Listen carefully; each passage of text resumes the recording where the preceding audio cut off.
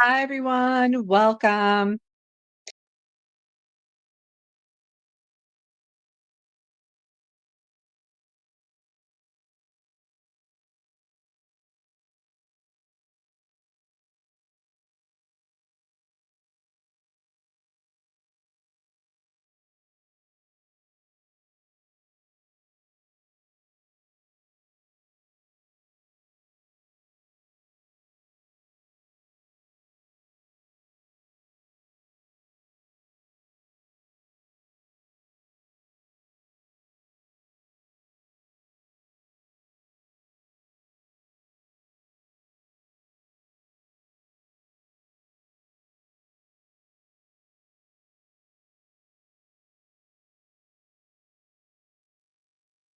All right, welcome y'all. Real quick, I want to give you a quick morning update. We are not going to be here for long in the courthouse. Brendan Paul did an outstanding job on the witness stand. He came across as credible, educated, believable, and the jury liked him. And this is why this is a bad thing for the government because he had to testify on the behalf of the government under immunity. He was granted immunity and it did not work. If you know anything about the show, Big Brother, he completely backdoored the government, did a great job of not exaggerating, and refused to allow them to exaggerate just to nail this case for Diddy. Credible witness, the white men seem to love him in the jury. As a matter of fact, they scooted in, got a little bit more personal throughout his testimony. And I think the fact that the prosecution forced him on the stand did a huge disservice for their argument. As a matter of fact, he completely dismantled their argument as it relates to a RICO. As it relates to a RICO, I will be back at the end of the day to do a more thorough, in depth live later on today. Thank you.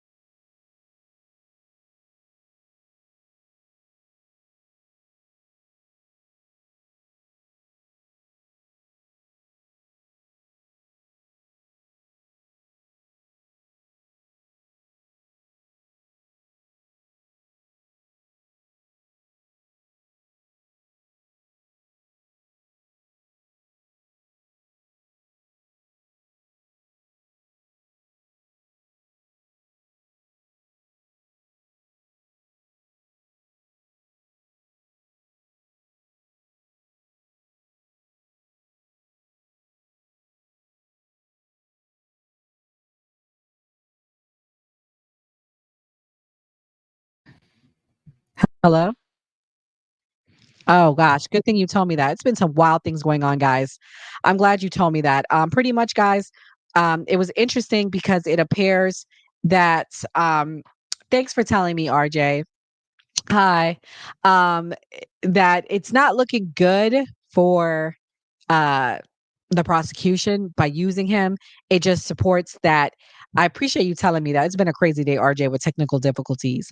It appears that this grug mule who we've been waiting to take the stand was clear that he did not want to take the stand. He did not, he was coerced, he was forced because he's trying to get immunity. Hey, and I don't blame him. He had to do what he had to do. But it shows that is Diddy this monster that they like to make him seem because his employees don't even want to testify against him. The person found with the drugs on him didn't want to testify. Or, I'm going to be fair, could it be that he's scared? Could it be that they did witness tampering? Could it be that they did witness, intimidation? I don't know. I'm playing both sides here. Guys, make sure you hit the like button, hit the like button. I'm sorry that if you couldn't hear me most of the time. I apologize. It's been crazy technical difficulties. So shout out to RJ. So lots going on here. Before I get into the Fat Joe stuff, DJ Short E has sued Diddy Combs, claiming a career-killing blacklist after collaborating with 50 Cent. I'm gonna share his picture so we can see what he looks like. Let me see. Is this it? No, that's not it. Let me remove that. Okay, guys, 1 second. Guys, hit the like button. Let's get the likes up. I see a lot of you guys watching. Thank you for those that have already hit the like button. Okay. Oops, here we go. Okay. So this is DJ Short E. He's now sued Diddy. We're going to read his complaint. It was filed in Dade County, Florida. So his name is Eric Mishafe, aka Hot Forever Entertainment, and he's shooting Diddy, aka Sean Combs, and Bad Boy Records. DJ Short E sues the defendants, Diddy, Bad Boy, for damages and other relief as grounds for their alleged RICO violations. Okay. Evidence will show plaintiff was on his way to signing a deal with Epic Records and becoming a huge star as a DJ in the music and television industries, but that all came to an end when defendant Sean Diddy Combs, who is one of the most powerful music executives in the world, and his Bad Boy company maliciously put a target on the plaintiff's back simply because Mr. Mischief collaborated with his rival 50 Cent and two of Diddy's former artists. Okay, this is crazy, guys. This is a big lawsuit. Um, but those artists were Chopper. Okay, wait, sorry. Let me back up here. I misspoke. So he maliciously put a target on the plaintiff's back. He collaborated with his rival rapper 50 Cent, and that he no longer liked or dealt with. Mr. Combs abused his power and ruined many careers by blacklisting and defaming them in an ongoing campaign so nobody else would ever work with them. Guys, this is powerful stuff that they're alleging here. This is crazy that they're saying these things. So also, he mentions Chopper and Don Richard, who took the stand, a singer from Danny and Kane, were both introduced by Mr. Combs on MTV reality shows that plaintiff used to watch. Plaintiff discovered defendants directed influential on-air radio DJs in Florida to maliciously derail him. Video evidence shows plaintiff was one step away from winning a major dollar deal with Epic. So he put pictures up here with Chopper and Don Richard. So basically, it also says that Epic Records instructed them not to deal with the plaintiff and his entertainment company. So the song that featured his former artist would not become a hit record and would not be played. So I guess he had some song that he directed. Defendants then instructed them, their on-air radio DJs and personalities in Florida, to sabotage plaintiff and not deal with him because he was a threat to their scheme. The dirty work was done by defendants' influential associates like Miami rapper Fat Joe and his DJ Khaled. Wow, that's crazy.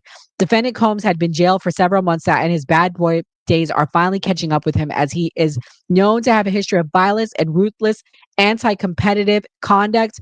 Plaintiff has several witnesses who can corroborate his allegations, and there are a big scheme to take over the Tampa Bay market, and he should have been number one in the market, but he and his business were blocked and sabotaged lawfully in a pattern which caused people's livelihoods to be destroyed.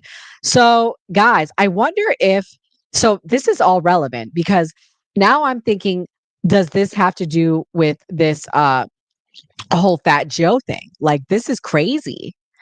Um, so pretty much, they're saying that he was in a RICO racketeering, blackballing people. And guys, this definitely has to do with the Fat Joe story. So we're gonna definitely switch gears here and talk about the Fat Joe story because I know you guys are very, very, very interested in that. So Fat Joe, we need you to come to the front of the congregation because the people are mad at you, honey. They've been mad at you, though. They've been mad at you, Fat Joe. And y'all may recall why they're mad at him. He and in particular got FBA mad with some things that he said. I'm gonna find the clip here for you. Because people are they've been mad at him. They've been canceling him. I got a clip here of DJ Khaled. Hold on. Let me play this clip. He's asking, does he look like a racist? One in the chat if you think Fat Joe is a racist. One in the chat if you think Fat Joe is a racist. Wait, hold on. That's not the one I want to share. Let me see. Share screen. Here we go. I mean, do I look like a racist? Comes to Latino MCs, there's none bigger. Now who's gonna tell me that I can't say nigga? Does he look like a racist, guys? RJ says, I don't think he is, but he's very ignorant and forgetful. Yeah. Forgetful to say the least. He doesn't give reverence. Also, what's interesting is he's now saying that hip hop is being run by a rainbow rock mafia. Let's watch this clip. This is a good clip, I think. We asked, I remember I interviewed Mano, and I asked him if he would ever do a song with a gay rapper. And what he said was he's pretty sure that he already has. Do you think that you've I'm done pretty songs? sure. I'm pretty sure I've done. You think you've done songs with gay rappers? Yeah, I think I've done songs with gay rappers. I'm pretty sure of that. I'm pretty sure of that. You don't have to name names. I'm pretty sure the football niggas is gay. The basketball niggas is gay. There's millions of gay people in the world. Yeah, girls too. Like they just for some reason. Once again, I'm not a fan of that shit either. I'm a fan of I'm gay. The fuck? Like 2011, you gotta hide that you're gay. Like, you know what I'm saying? Like, be Rick. Like hip hop, which is very, very It's cool. It's the greatest. It's the greatest gay market in the world. Do you think that there'll ever be an out of the closet gay It's rapper? owned. The hip hop community is most likely owned by gay. To be honest But with do you think there'll be they're owned out of the by gay. closet? I happen to think there's a gay mafia in hip hop. Right. Not rappers. The editorial presidents of magazines, Sure. the PDs at radio stations, the people who give you award at award shows. This is a fucking gay mafia, my man. Right. Like, you know what I'm saying? They are in power. So why wouldn't a guy come out and say, yo, I'm gay and get that type of love?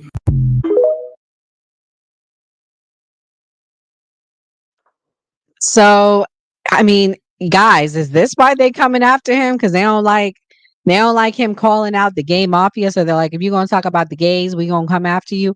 I don't know. I'm asking for a friend. This is him and his parents because this is the comment that he made. Let me play this clip to remind y'all. Then we'll get into the allegations against him. Hit the like button, guys. I need everybody to hit the like button. If you are watching, you need to be hitting the like button. Okay, there's 30 people on across all networks, so hit the like button. My bad, y'all. Okay, y'all. So I had to set the stage because Fat Joe's been in some hot water this year, honey. This was at the top of the year, and now we are June, and People say he got a lawsuit, honey. Let me read to you the lawsuit. Fat Joe's being sued by his former hype man for allegedly forcing him to partake in over 4,000 sex acts, along with claims Joe had sexual relationships with minors. Oh my God. On Thursday, June 19th, Terrence Dixon fired back at the terror squad leader with some scandalous claims, according to court documents obtained by Double XL. The new lawsuit accuses Joe of coercive labor, exploitation, financial fraud, sexual manipulation, violent intimidation, and psychological coercion. Let me get my sounds, y'all. I need to get my sounds. This is time for some sounds. Hold on. Let's see what would go good. Is it? I mean, is this a laughing sound? Or maybe this is appropriate. We gotta drop the bombs. We're gonna drop the bombs when we read this. All right. So he's saying that specifically, Dixon claims Joe forced him to participate in 4,000 sex acts to maintain his standing within the enterprise. Dixon also accused Joe to being in multiple sexual relationships with minors in exchange for money. Joe allegedly purchased a BBL for a 15-year-old. Oh my God, where's my bomb? Where's my bomb? Where's my bomb? That's the appropriate time for some bombs. But I need to ask y'all, men in the chat, can somebody really force you to have X with someone else as a man? As a woman, I could see the claim, but as a man, y'all let me know what y'all think. Like, can another man force you? To me, it's like, why you didn't go find another job? Sounds like you were involved and you are a rapist too. Dixon is seeking up to $20 million. His attorney, Tyrone Blackburn, has released the following statement. That Joe is Sean Combs minus the TUSI, the Tutsi. I don't know. I guess he's talking about Tutsi. The suit comes after Joe sued Dixon in April for extortion and slandering the rapper on social media with many of the same claims that are in Dixon's lawsuits. Fat Joe's attorney, Joe Tecoponia, has also shared a statement with XXL about the recent court filing. The lawsuit filed by Tyrone Blackburn and Terrence Dixon is a blatant act of retaliation, a desperate attempt to deflect attention from the civil lawsuit we filed first, which exposed their coordination scheme to extort Mr. Cartagena through lies, threats, and manufactured allegations. Guys, what do we think? Do we think this is real? Is it an extortion? Is it a lie? I don't know what to believe, y'all. I don't know what to believe because let me tell you, this is a wild claim, okay? I'm going to tell y'all why I think it's wild.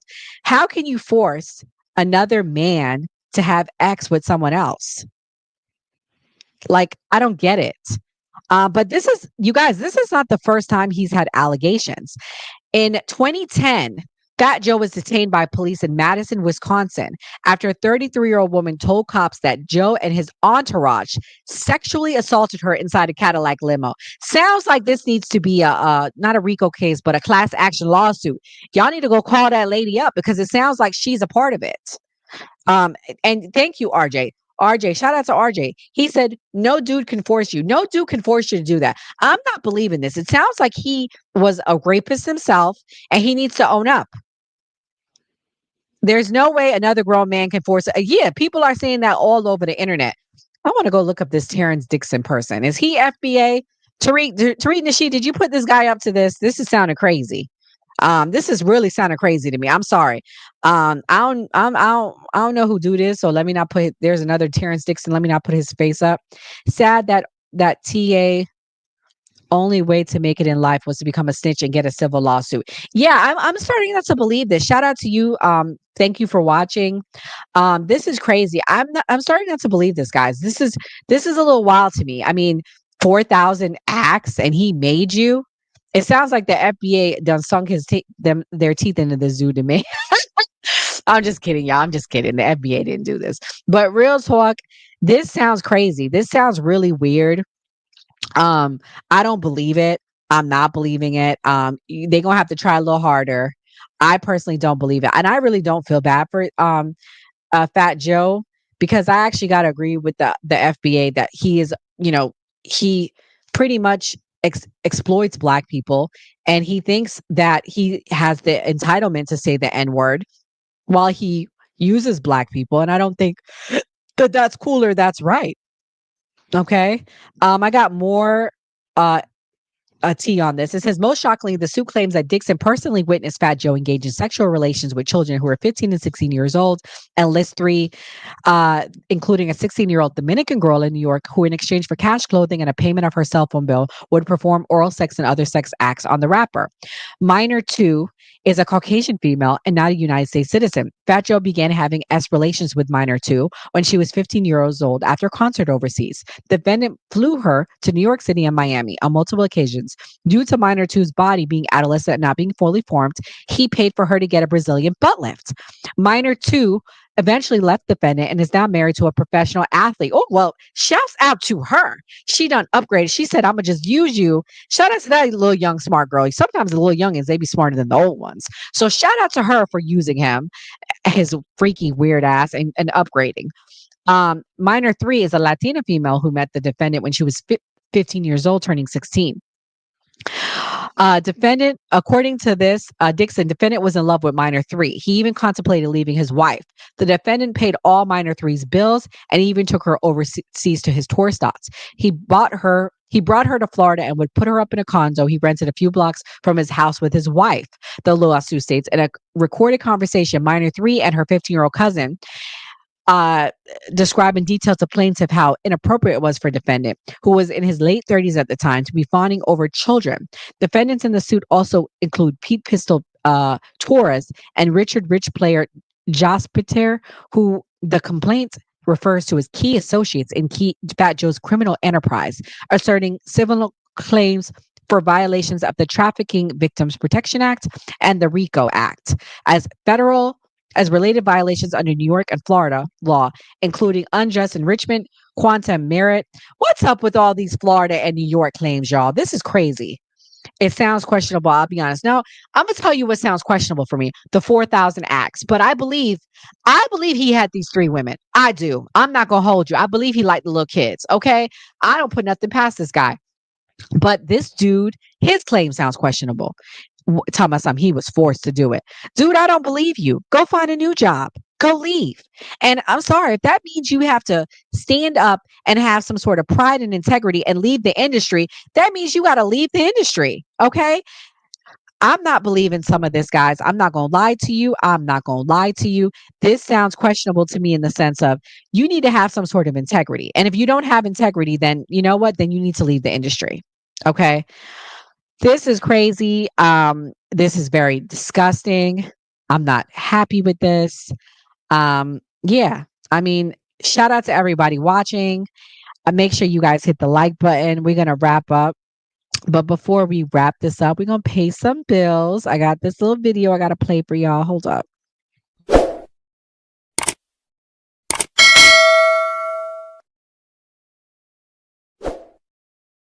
Guys, hit the like button, hit the subscribe, hit the notification bell so you can know when we go live. I appreciate y'all. We will be back next week, Monday through Friday at 12 p.m. noon. We have a show. We're going to be making some promos for it, but it's Lunch with the New Party, where we talk about all the daily updates. It usually starts at 12, but I had some technical difficulties. But Monday through Thursday next week, come back at 8 p.m. Eastern Standard Time. Monday and Wednesday night is the Man Cave Show. Tuesday and Thursday is the New Party. I don't know the topics yet for next week, but more to come. You guys hit that notification bell. You will be notified. You guys have a good day. God bless. Have a nice